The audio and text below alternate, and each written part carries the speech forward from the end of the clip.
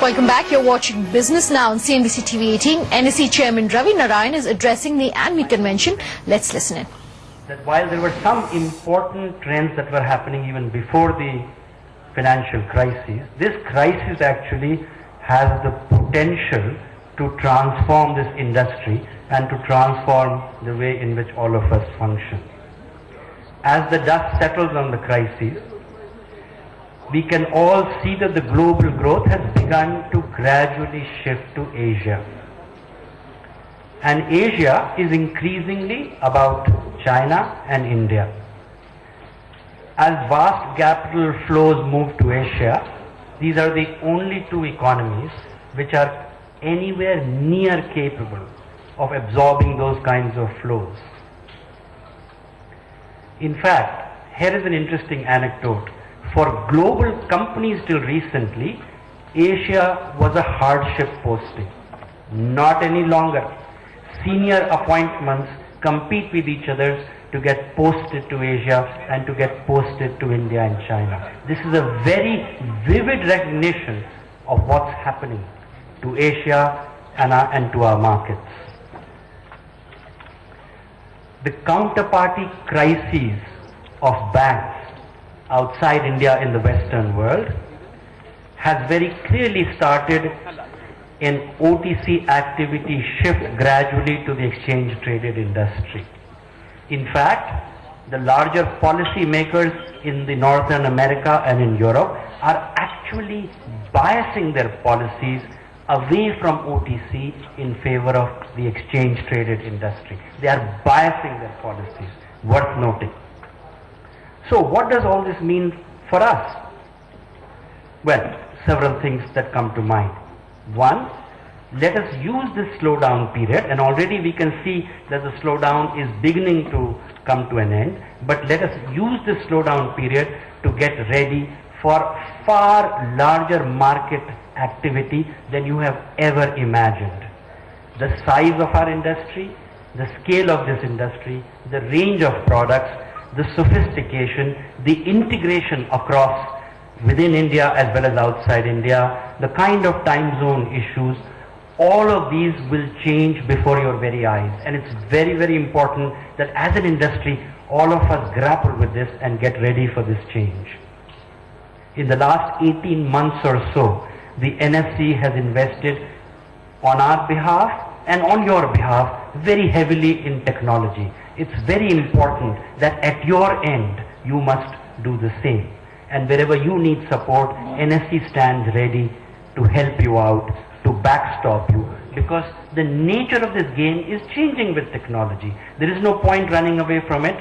There is no point denying it. We must change with technology, and we are here to change ourselves with technology. We are here to help you with technology. There are some wrong lessons and there are some right lessons from the financial crisis. It's very important for all of us to make sure that we don't learn the wrong lessons. It is widely acknowledged that an important part of the global problem was the opacity of the global OTC markets. Exchanges, by contrast, have stood the test of transparency. In fact, it's remarkable how transparent, how liquid in wrong lessons.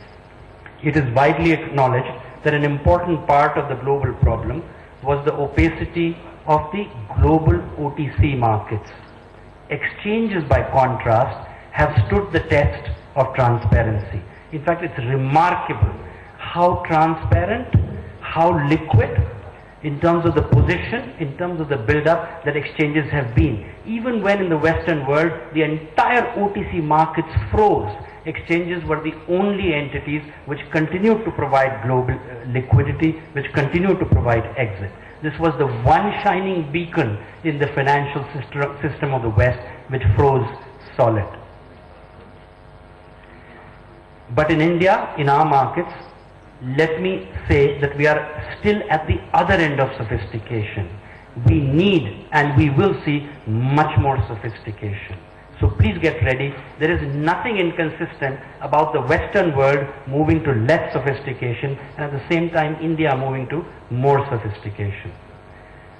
Gradually, we will see domestic investment in foreign investment products. NSE has recently announced the attempt to bring, through a tie-up with CME, S&P 500 and the Dow Jones into India as rupee-denominated products listed on NSE so that you and your customers can trade that. 2 weeks back, we brought in the Hang Seng for a China exposure. Why is all this important? Because you've seen today that all of these impact how your markets open or how your markets close.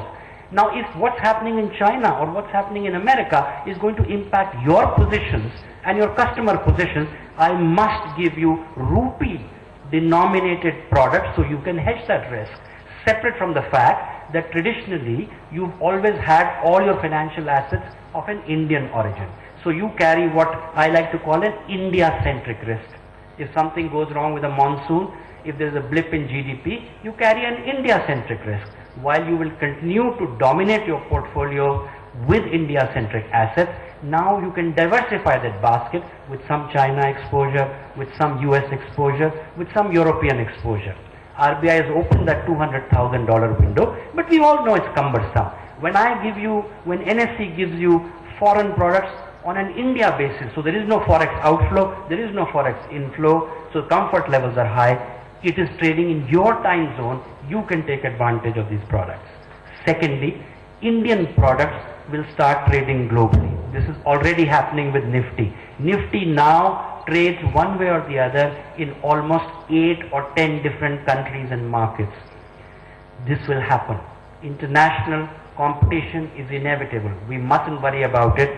We are now a secure market. We are very secure in our financial and securities market. We can handle international competition. Let us take pride in the fact that today Nifty is a truly global product. Let's work to get more such products out there in the globe, which is again testament to India's financial market. It's not about NSE. It's not about you or me. It's about India for the first time putting out global financial products. If we want to trade derivative products, we must change our mindset. It is absolutely essential. There is nothing complicated or difficult.